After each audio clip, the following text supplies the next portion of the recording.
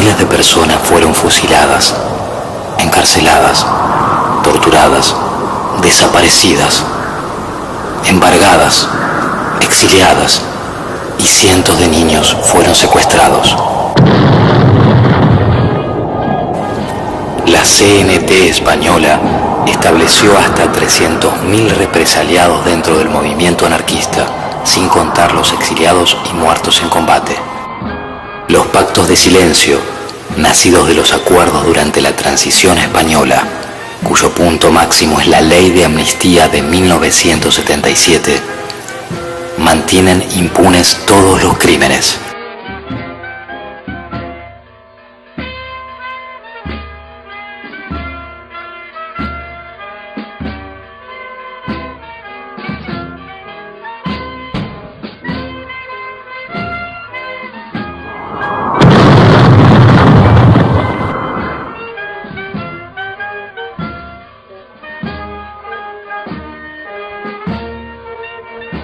Formaban parte de la llamada segunda línea, es decir, militantes fascistas en la oscuridad, sin datos, sin su nombre, como es este caso, un compañero fusilado por una denuncia de un falangista de segunda línea.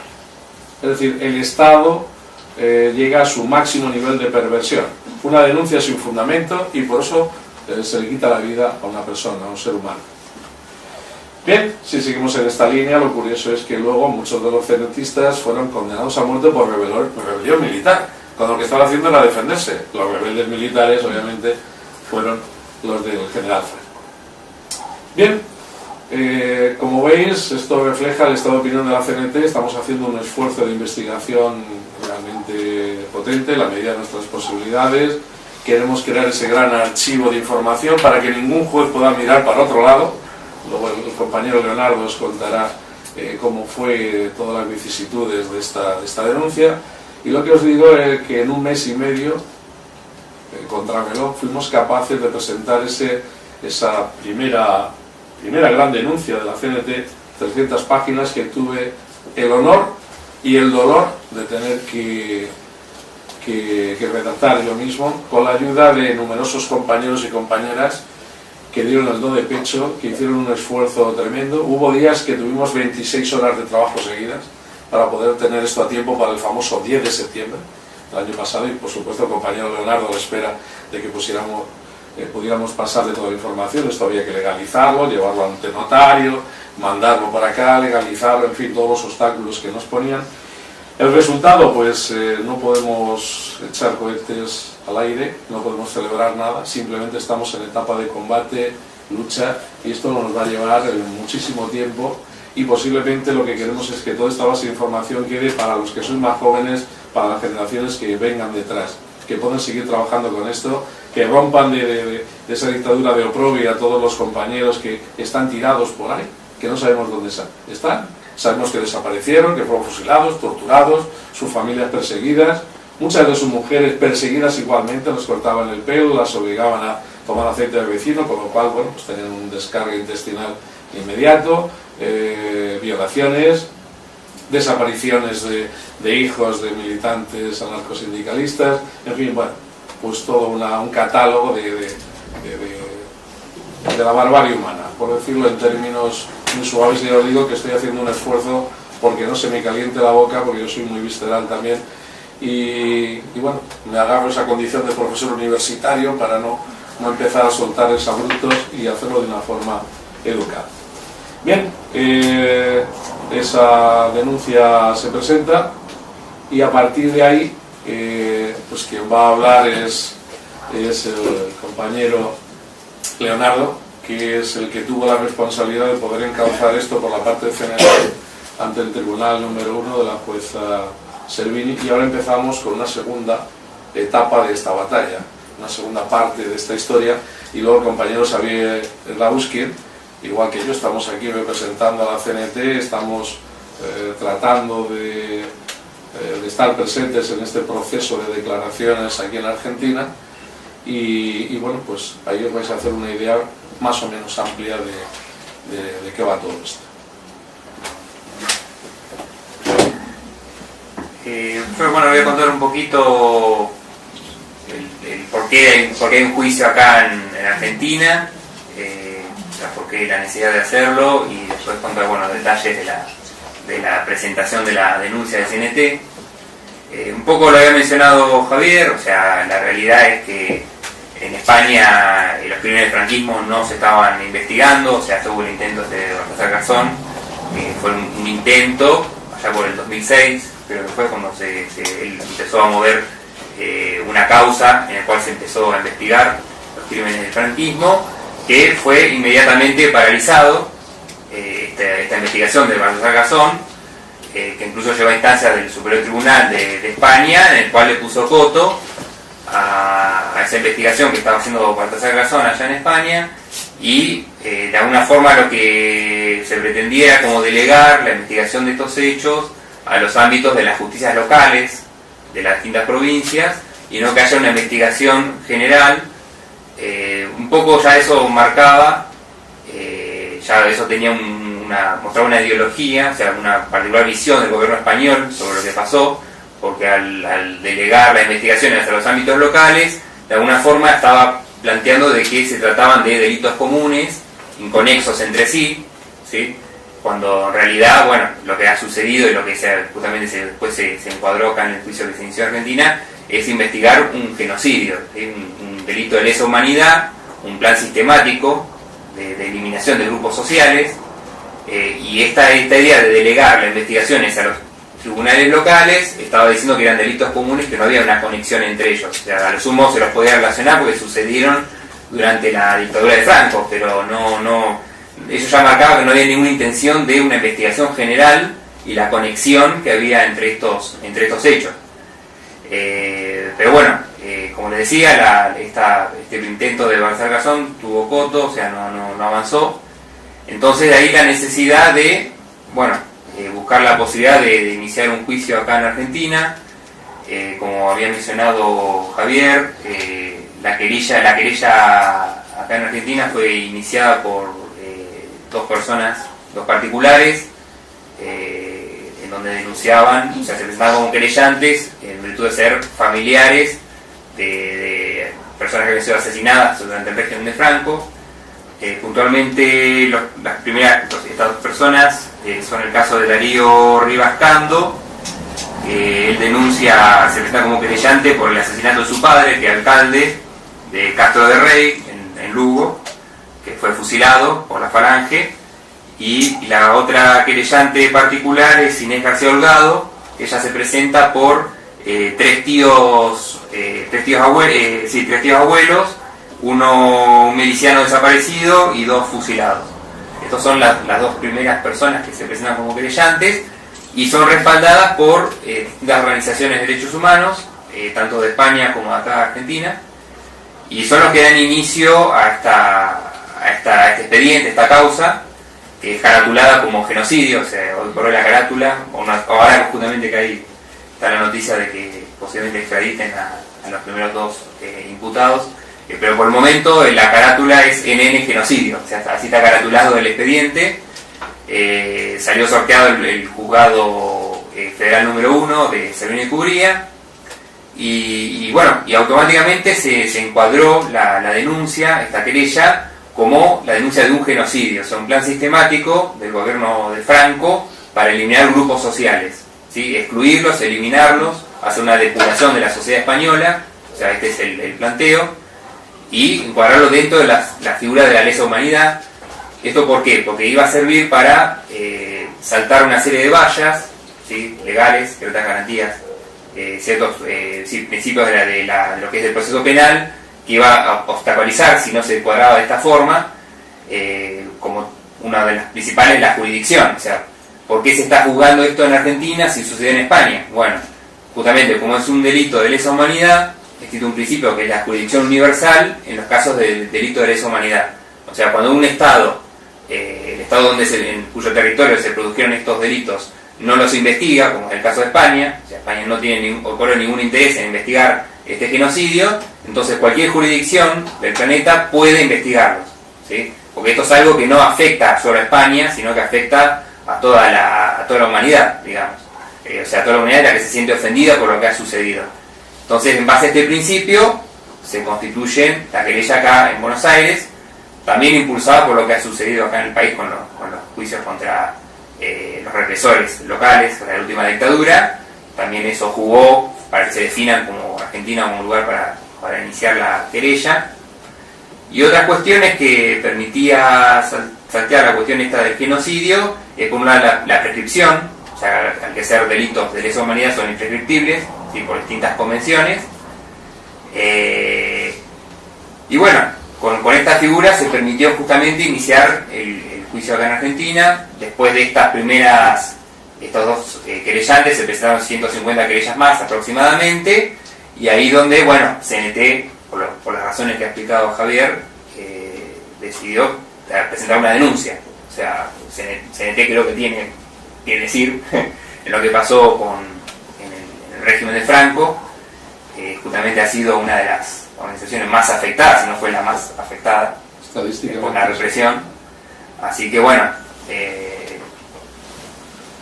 la CNT no podía estar ausente en este juicio y decidió presentarse como denunciante. Los compañeros de CNT se contactaron conmigo a través de la Fora, que estaba un abogado para presentarse, y a fin del año pasado llegaron la denuncia, que recién explicó Javier. O sea, es una investigación realmente impresionante. Yo cuando yo lo vi no podía creer lo que era eso. O sea, estaba incluso tan encuadernado, o sea, parecía que era un tomo con cuadros y documentación anexa que era impresionante. Yo me contacté con los abogados que son los que impulsaron las primeras querellas. Cuando lo vieron se sorprendieron. Incluso ellos ya tenían denuncias de otras, incluso organizaciones sindicales, de UGT, de CGT, etcétera, etcétera, y no se sorprendieron con el trabajo que habían hecho los compañeros. Hubo un tema ahí que bueno, hay que mencionarlo, como también lo tocó Javier, con la cuestión de la ley de amnistía, porque hay un encontronazo con los abogados que impulsaban la querella, porque ellos tienen una particular visión de la ley de amnistía. O sea, ellos consideran que no es conveniente, ¿sí? Cuestionar la validez de la ley de amnistía. O sea, que seguramente se podrían juzgar estos hechos sin cuestionar la validez de la ley de amnistía, cosa que CNT no comparte, y de hecho la denuncia así lo dice, con lo cual generó una cierta encontronazo con los abogados de la querella inicial. Pero bueno, lo presentamos igual, o sea, lo ratifiqué. O sea, la jueza a los pocos días me citó para ratificar la denuncia, se ratificó y está agregada a la causa. El juicio, para contar un poco cómo después tramitó el juicio hasta la fecha. El caso de la jueza Servini de Cubría, en realidad la primera impresión que dio, o sea, una vez que se inició la querella, fue bastante mala, pues se declaró incompetente. O sea, cuando se presentó la querella, se declaró incompetente. Fue apelado, la decisión fue apelada. La Cámara Federal Criminal y Correccional revocó la decisión y aplicando el principio de jurisdicción universal, entendió que debía habilitarse la competencia y dio exhortos, le dijo a la jueza Servini que envíe exhortos a España para ver si en España se estaban investigando estos crímenes. Y ahí empezaron los primeros palos que empezó a tirar la justicia española, el gobierno español, porque ahí empezó, cuando se envió este exhorto a España, la información que llegó de España fue muy confusa, falsa, contradictoria, todo obviamente para evitar que se pueda juzgar acá en Argentina estos crímenes, ya que hacía mención incluso al propio juicio de Baltasar Garzón, que había sido paralizado, como algo para tratar de decir, estamos investigando, pero en realidad ese juicio había sido paralizado, y de hecho Baltasar Garzón afrontó después un juicio por prevaricato, en virtud de haber dado inicio a esta investigación. Y después mencionó una serie de juicios a nivel local, creo que mencionó algo así de 27 expedientes o causas que estaban tramitando en España, de las cuales la mayoría, creo que de las 27, las 20 estaban ya archivadas, porque habían sido cerradas por prescripción o fallecimiento de los imputados. O sea, esto ya denotaba que la justicia española no lo consideraba como un crimen de lesa humanidad, sino como delitos comunes. Por eso le aplicaba prescripción, etcétera, etcétera. Cuando se trata justamente de un delito de lesa humanidad, no correspondería la prescripción por diferentes convenciones internacionales que es la Convención de Prevención y Castigo del Genocidio, etcétera, etcétera, que declaran que es imprescriptible este delito de genocidio. Y bueno, después se envió otro exhorto para una serie de aclaración, porque había juicios que mencionaban que la abogada de la querella denunciaba que no existían. Bueno, y de vuelta se llevó unos cuantos meses, hasta que bueno, se definió que España no estaba investigando nada, que incluso estaba dando vueltas con estas contestaciones confusas, y se habilitó completamente la instancia. O sea, el juicio está ya definido que se va a investigar acá en Argentina. Y después un tema que realmente complica mucho la tramitación acá del juicio es la cuestión del Ministerio Público. O sea, la Fiscalía acá no tiene ningún interés. O sea, así cuando se inició el juicio y la jueza se declaró incompetente, que lo hizo en base a un pedido de la propia Fiscalía, pese a que después la Cámara resolvió que tenía que investigarse, el Ministerio Público acá no insta la acción, o sea, no tiene ningún interés.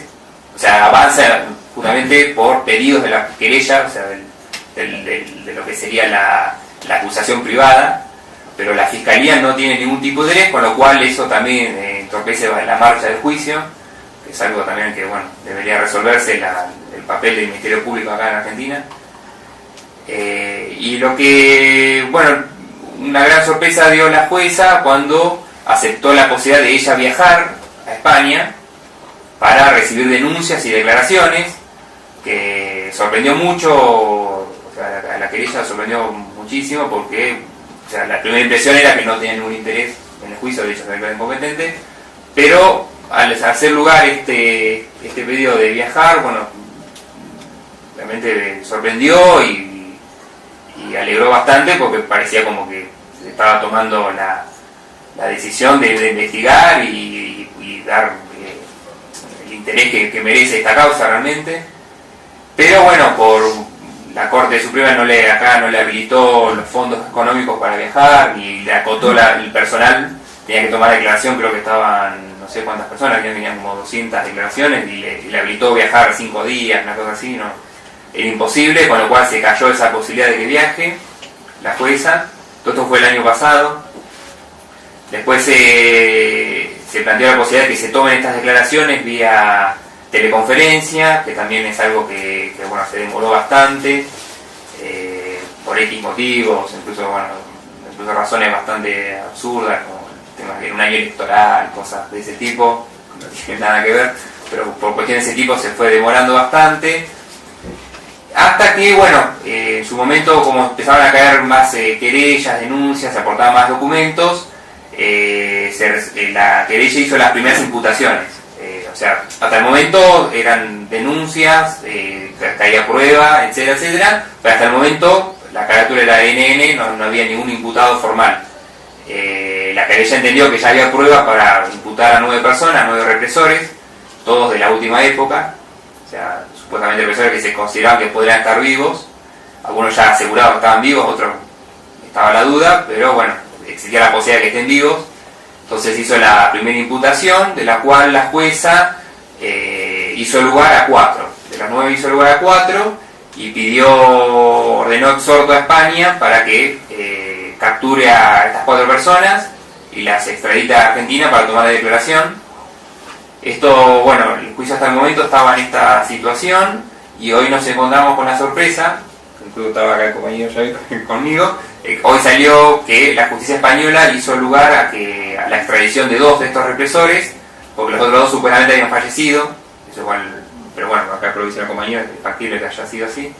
Estos 2 represores que supuestamente van a ser enviados, o sea, la justicia española parece que aceptó, acá los menciono. Uno lo mencionó ya Javier, que es muy conocido, un represor muy conocido de la última época, y Juan Antonio González Pacheco, alias Billy el Niño, que bueno, es un represor terrible, o sea, es justamente el que tiene más hechos acreditados en la causa. Era miembro de la Brigada Político-Social, y en el expediente está acreditada la participación en tortura de 12 personas. Es una persona que, incluso como charlamos recién hace un rato, es una persona que en la actualidad trabaja en el sector privado asesorando a grandes empresas en lo que es seguridad privada. Algo bastante parecido que sucedió acá en Argentina, porque hoy por muchos represores trabajan en el sector privado en seguridad, o sea que se ve que es una regla universal. Es la mejor, y entonces lo van a Ah, de Prosegur. Prosegur y Renove. Sí, bueno, son empresas que están acá también. Sí. Y el otro represor es Jesús Muñecas Aguilar, también capitán de la Guardia Civil, que está en la causa, bueno, se lo imputa por la tortura de Antoni Arrizabal Basterrechea en la comisaría de Bilbao, y en otros casos más.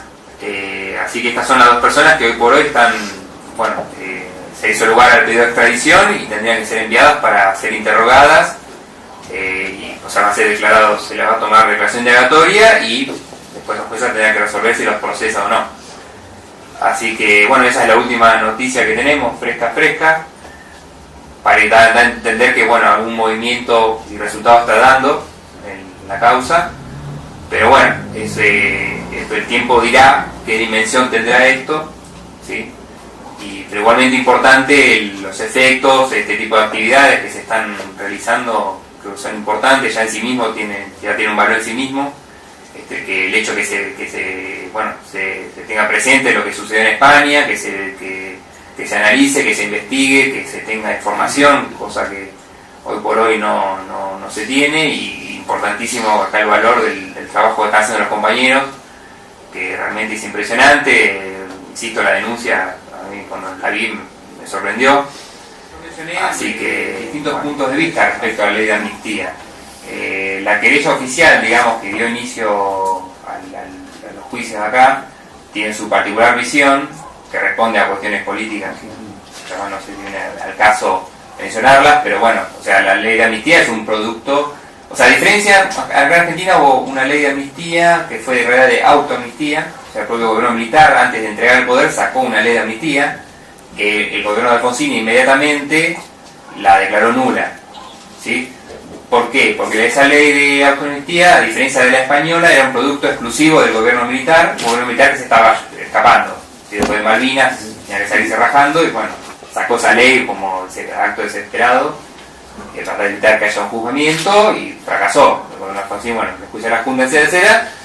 Después, en base a los movimientos cara pintada, etcétera, bueno, salieron nuevas leyes, punto de vista de vida, punto final. En el caso de España, la ley de amnistía es un producto de los pactos de la Moncloa, ¿sí? O sea, es un producto tanto de la dictadura saliente como del gobierno democrático que se estaba, bueno, proyectando en esa oportunidad. Es un producto donde participaron distintos partidos políticos, sectores sociales, sindicales, etcétera, que en su momento aceptaron esa ley. O sea, aceptaron los pactos de la Moncloa y aceptaron esa ley.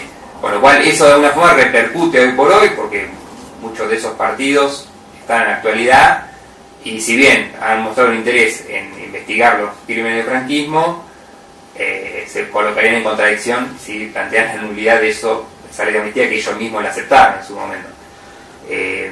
Por eso, no sé qué criterio va a tener la jueza respecto a esa ley, si la va a declarar inconstitucional, inválida, o si va a hacer lugar a la interpretación que hace la querella. ¿Eso está dentro de las posibilidades que tiene la jueza? Sí, la jueza puede declarar inconstitucional. Pero no es una ley española. Es una ley, bueno, pero justamente por el está principio dentro del caso de lesa humanidad, por eso. Claro, por eso.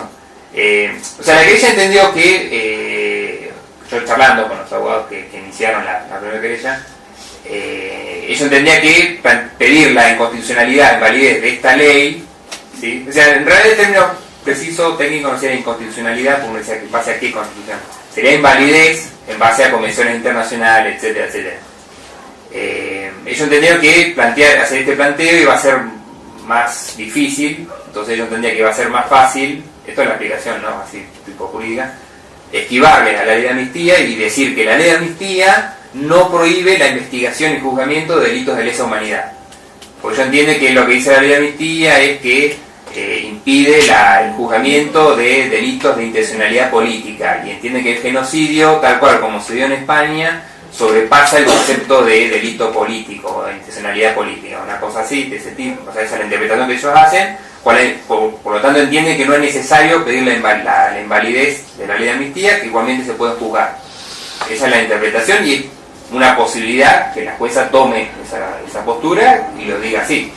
No es necesario declarar invalidez, la ley de amnistía no impide que se investiguen los delitos de lesa humanidad, y listo, condena.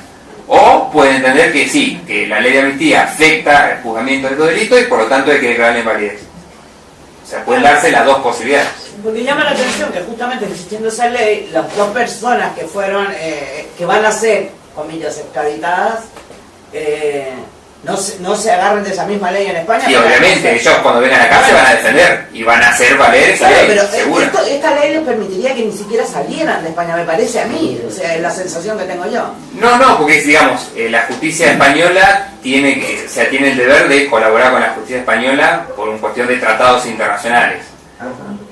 En teoría, ¿no? O sea, lo que hasta el momento estaba dando la defensa de lo que del régimen lo estaba dando con estas cuestiones que yo mencionaba, o sea, de dar información confusa, etcétera, etcétera, demostraba que España no quería que se investigue, o sea, no. Sí. Por ahí quieren. Sí. Sí, yo quería comentar algo al respecto, más que hacer una pregunta, porque sobre lo que es la cuestión técnica, legal o jurídica que se puede dar entre la jueza aquí y lo que ella considere o no considere, que también considera el Estado español con respecto a la ley de amnistía, lo cierto es que esa ley no fue una ley que aprobó el pueblo español. Fue una ley que pactaron entre los partidos políticos en un momento determinado, y que metieron también, de alguna forma, bajo presión en la cabeza de muchos ciudadanos españoles, con la amenaza de que si no se hacía una cosa así, no se propiciaba la transición, podía haber un nuevo golpe de Estado y una guerra civil. Ahí se jugó con muchos factores, y muchos de ellos psicológicos, sobre una población que había estado durante 40 años amedrentada, llena de pavor, represaliada, que seguían asesinando personas en ese momento, y después de la transición también, asesinando literalmente y torturando. Y creo que desde un aspecto ético, moral o como le queramos llamar, es una ley absolutamente inválida. Es una afrenta contra toda la ciudadanía española. Sí, la seguimos sintiendo como una afrenta. Porque esa ley solamente se hizo, no solamente para que salieran impunes los verdugos, sino para que siguieran dirigiendo el país. Que es lo que ha pasado durante estos 30 y tantos años. Eso fue una traición y una venta por parte de la izquierda oficial española. Y si ahora no quieren entrar en el tema, es porque se les tenía que caer la cara de vergüenza. Y porque no quieren afrontar la responsabilidad que tienen para con todos nosotros. Porque cuando nosotros denunciamos y nos querellamos, no nos querellamos solamente contra la derecha y la extrema derecha que está dirigiendo el país, también contra los cómplices de esa extrema derecha, que son los que nos han tenido sumidos en toda esta barbarie. Entonces, independientemente de lo que se considere jurídicamente, nosotros vamos a seguir peleándonos porque se haga justicia. Y dentro de esa justicia, esa ley no solamente tiene que ser invalidada, sino que tiene que ser repudiada como un acto de alta traición hacia el pueblo español y hacia todas las víctimas del franquismo.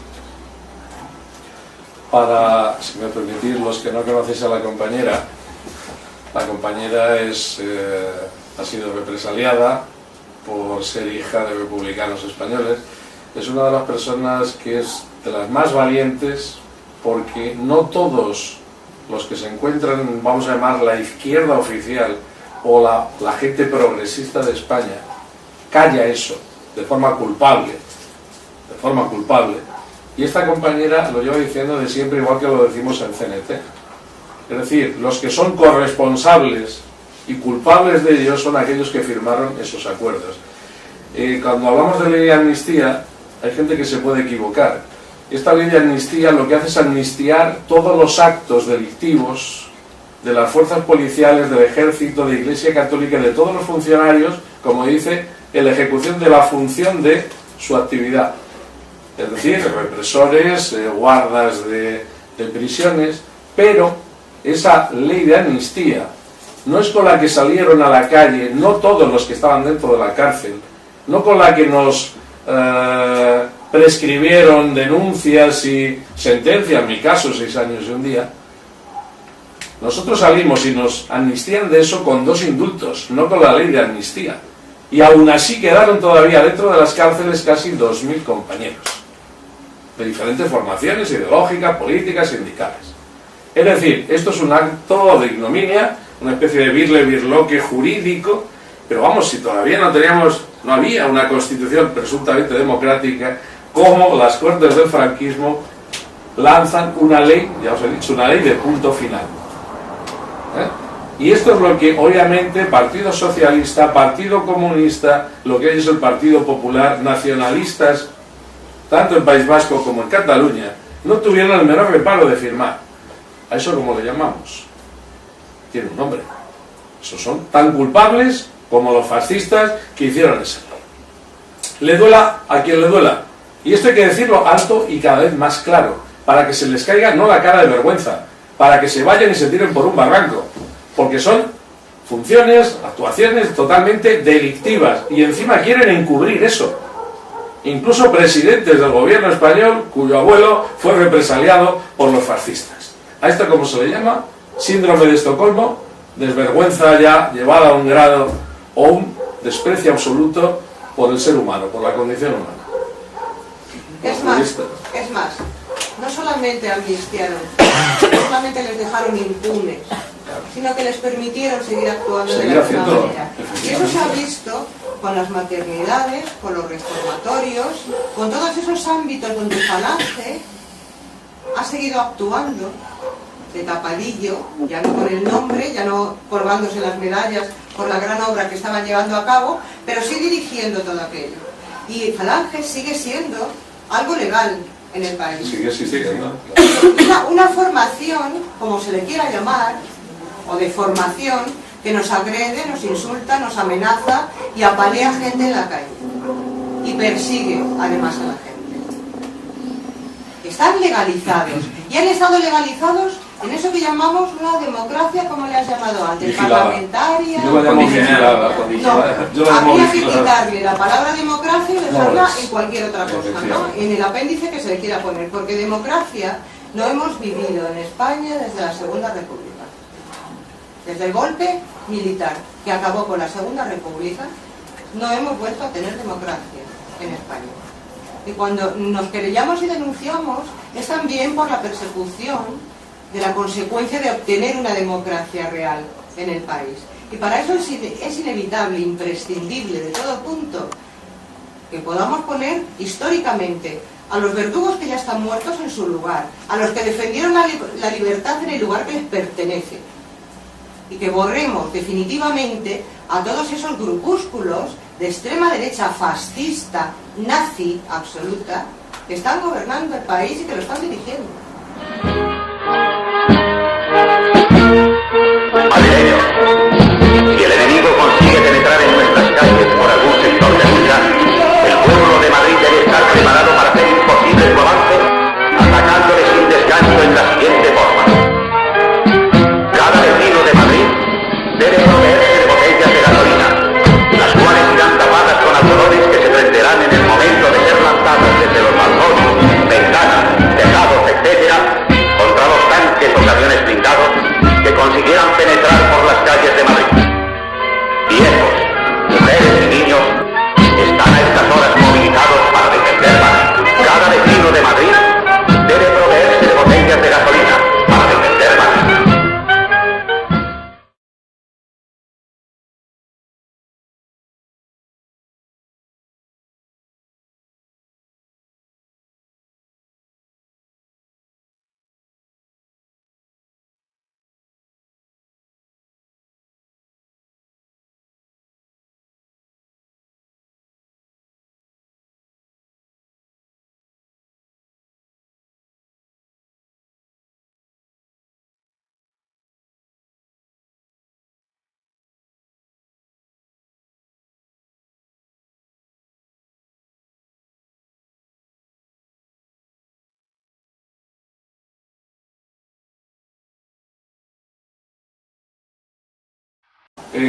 Como veis, esto refleja el estado de opinión de la CNT. Estamos haciendo un esfuerzo de investigación realmente potente, en la medida de nuestras posibilidades.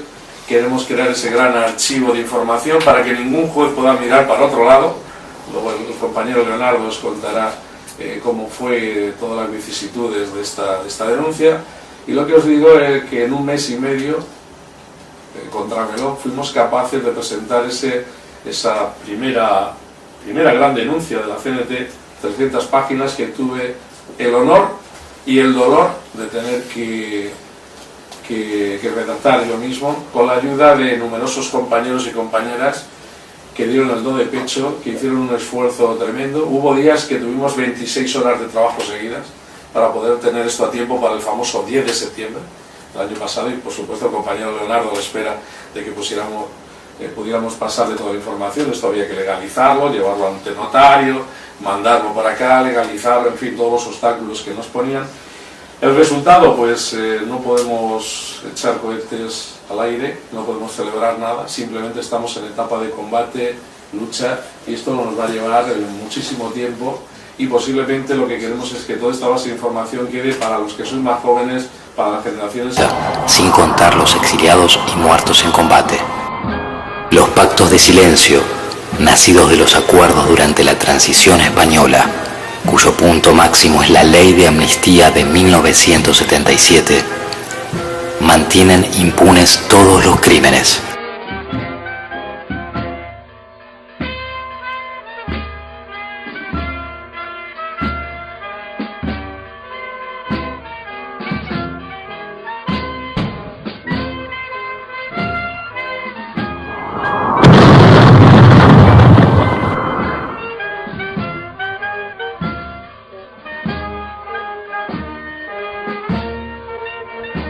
Formaban parte de la llamada segunda línea, es decir, militantes fascistas en la oscuridad, sin datos, sin su nombre, como es este caso, un compañero fusilado por una denuncia de un falangista de segunda línea.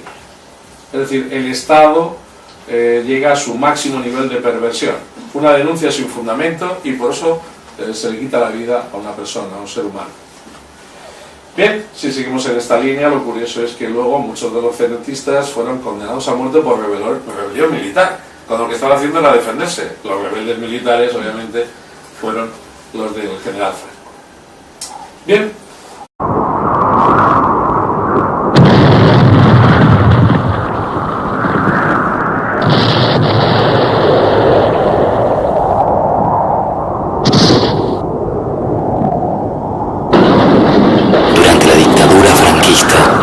Miles de personas fueron fusiladas, encarceladas, torturadas, desaparecidas, embargadas, exiliadas, y cientos de niños fueron secuestrados. La CNT española estableció hasta 300.000 represaliados dentro del movimiento anarquista.